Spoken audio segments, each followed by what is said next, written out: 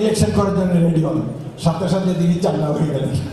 বলেন কি বলেন কি, আমি তো এখানে সব জায়গায় সারিয়েছি। আমি বলছি খালি একটা কলম আপনি রাখেন সাথে, যখন নির্বাচনের প্রার্থীর মনোনয়ন ফর্মটা যখন আসবেন আপনি শুয়ে ঘুমায় খালি এর একটা দাগ দিয়ে দেবেন, ওইটাতেই 300 আসনের 290টা আমরা পেয়ে যাবো। এই সরকার এই মহান নেত্রী, সবচেয়ে জনপ্রিয় নেত্রীকে চিকিৎসা দেয়নি। আশা করব শীঘ্রই আমরা তাকে বিদেশে পাঠাতে পারবো। তিনি পরিপূর্ণ সুস্থ হয়ে দেশে আসবেন এবং আগামী দিনে নির্বাচনের পরে দেশের প্রধানমন্ত্রী হবেন ইনশাআল্লাহ। বিএনপির প্রতিটি সৈনিক হবে জিয়াউর রহমানের আদর্শের সৈনিক। আমরা শেখ হাসিনার মতো হতে চাই না, আওয়ামী লীগের মতো হতে চাই না। যদি এরকম হই তাহলে আমাদের মহিলারাও শেখ হাসিনার মতো আর শাড়ি বদলে শাড়ি নিতে পারে না, এক কাপড়ে উঠতে হয়ে।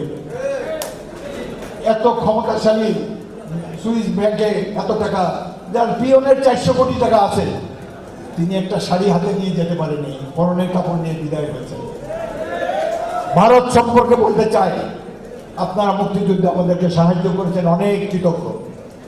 লড়াই করেছেন, আমাদের পাশাপাশি যুদ্ধ করেছেন, কিন্তু এই দেশকে প্রভু হওয়ার কোনো চেষ্টা করবেন না, জনগণের বন্ধু হওয়ার চেষ্টা করেন।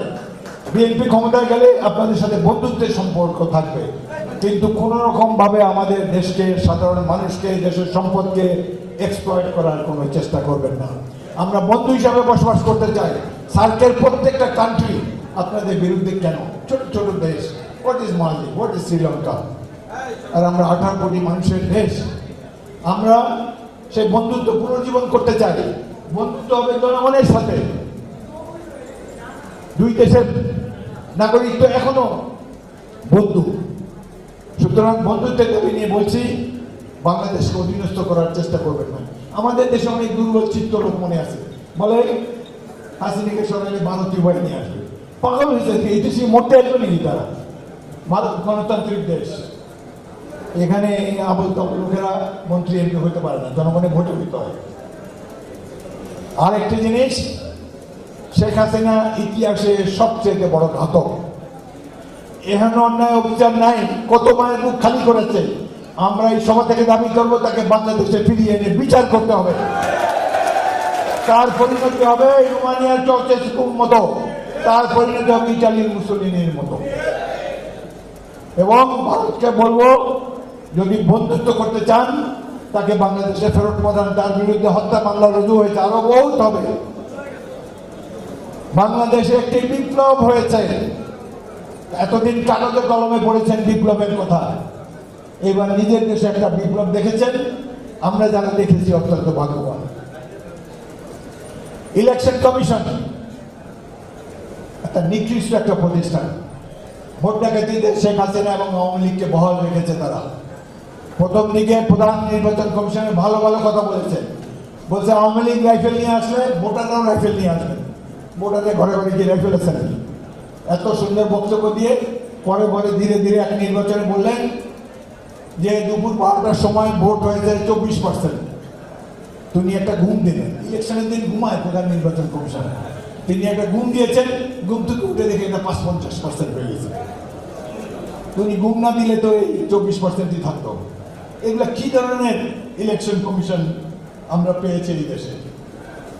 বেগম খালেদা জিয়ার সাথে 3-4 দিন আগে দেখা করতে গিয়েছিলাম, দেখি কথা বলতে পারেন না ঠিক মতো, তার কথায় জড়তা, হাঁপানি আসে।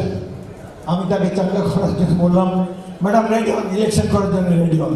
সাথে সাথে দিদি চাঙ্গা হয়ে গেলেন। বলেন কি বলেন কি, আমি তো এখানে সব জায়গায় সারিয়েছি।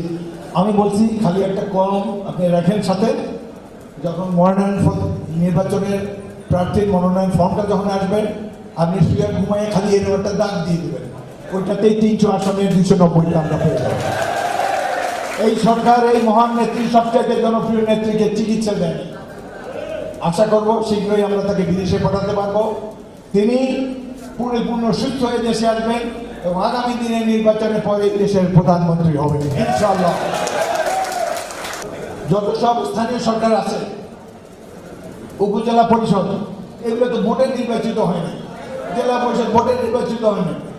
অবিলম্বে এইসব বাতিল করার জন্য আমি বর্তমান অন্তর্বর্তীকালীন সরকারকে অনুরোধ জানাবো। বিডিআরে যে হত্যাকাণ্ড চালিয়েছে তারা, অনেক কষ্ট লাগে। সেনাবাহিনীর সেরা 57 জন অফিসারকে বিডিআরে পুরস্কৃত দেওয়া হয়েছিল। এদেরকে প্রতিবেশী রাষ্ট্রের ষড়যন্ত্রের কারণে এবং তাদের অংশগ্রহণের ফলে নির্মমভাবে হত্যা করা হয়েছে। আমরা এই হত্যার যে বিচার হচ্ছে সেটি অত্যন্ত দীর্ঘসূত্রতায় আক্রান্ত, ভেরি স্লো। এইভাবে কেমন পর্যন্ত এই বিচার শেষ হবে না। অতি দ্রুত প্রয়োজন হলে একটা স্পেশাল ট্রাইব্যুনাল করে যাদের যাদের ফাঁসির আদেশ হয়েছে প্রত্যেককে ঝুলিয়ে দেন, তাদের শহীদ পরিবার শান্তি পাবে। এখানে স্বরাষ্ট্র মন্ত্রী গতকাল শপথ নিয়েছেন লেফটেন্যান্ট জেনারেল জাহাঙ্গীর, আমার ছোট ভাই, আমার অনুজ অফিসার। তার নেতৃত্বে একটা ইনকোয়ারি হয়েছিল বিডিআর হত্যাকাণ্ডের ব্যাপারে।